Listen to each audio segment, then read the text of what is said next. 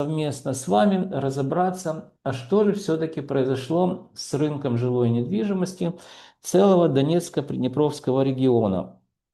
На данном слайде у вас видите карта Донецко-Приднепровского региона, куда входят два крупных областных города-центра. Это город Днепр, бывший Днепропетровск, и город Запорожье. Давайте очень кратко пройдемся по городу Запорожье. Город Днепр я записывал на прошлой неделе. Кто хочет, вверху вот там будет подсказка, вы посмотрите в самом верху экрана и сможете, в общем-то, посмотреть данное видео. Итак, друзья, январь 2026 года, что он нам принес? Ну, по городу давайте все-таки Днепр. Немножко затравки, так сказать, да. Помните крылатую фразу «Лед тронулся, господа присяжные заседатели». Крылатая фраза уважаемого Остапа Ибрагимовича Бендера. Так вот, я не случайно привел эту фразу. Друзья, в городе Днепре за последние 6 месяцев мы наблюдали не обоснованный ничем рост стоимости квадратного метра. А вот сейчас, это первый месяц, январь, мы увидели, что все-таки лед тронулся. И незначительно, но все же увидели снижение стоимости квадратного метра. А вот город Запорожье ведет себя, друзья, совершенно адекватно. То есть рынок недвижимости, мы говорим о нем, ведет себя адекватно. Давайте пройдемся по данным цифрам, которые характеризуют состояние рынка недвижимости города Запорожья.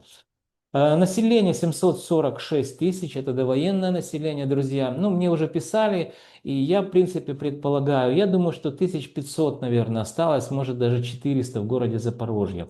То есть мне где-то также люди писали из Запорожья, что людей уехало с начала войны очень много, а с учетом того, что, друзья, ну вот здесь вообще фронт уже там 10-20 километров, говорит, передовые, так сказать, войска Российской Федерации стоят на выстрел из артиллерии, то это, конечно, друзья, совсем все очень печально. Поэтому напишите, я предполагаю, что 1400, может быть, до 500 осталось людей, жителей Запорожья. Количество предложений, которые мы наблюдаем, друзья, последние 3 месяца мы наблюдаем тенденцию по всей Украине. Оно снижается. До этого мы видели количество, так сказать, предложений росло. Ну, понятно, что люди хотят продать и уехать, да, у кого есть такая возможность.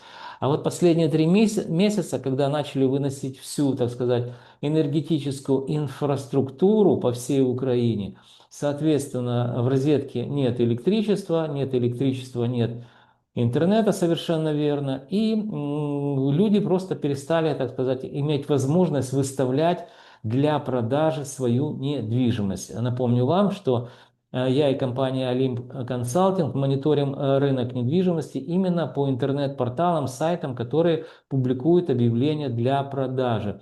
Именно с этим связано значительное снижение за месяц, минус 3,5% по активности людей, которые выставляли в интернет объявления на продажу недвижимости. Социальное жилье – это стоимостной показатель, друзья. Буду говорить только процентом соотношения. Снижение минус 0,23% за месяц. Квартиры эконом-комфорт, бизнес-класс – это также, друзья, вторичный рынок. Снижение минус 0,53%. Переходя к первичному рынку, мы видим, что снижение квартиры эконом-класс показали минус 0,26%, и первичный рынок квартиры комфорт бизнес-класс также показали снижение минус 0,15%. Друзья, кто-то там мне пишет, в чем вы считаете стоимость квадратного метра. Ну вот посмотрите, здесь же просто все написано. Это стоимость квадратного метра в долларах, друзья. И кто бы, что бы мне не говорил, в Украине вы не найдете ни одного адекватного человека, который бы продал свою недвижимость за гривну. И потом что? Бегал по обменникам и обменивал уже гривну на доллары. Поэтому в договорах купли-продажи пишут в гривне продажу.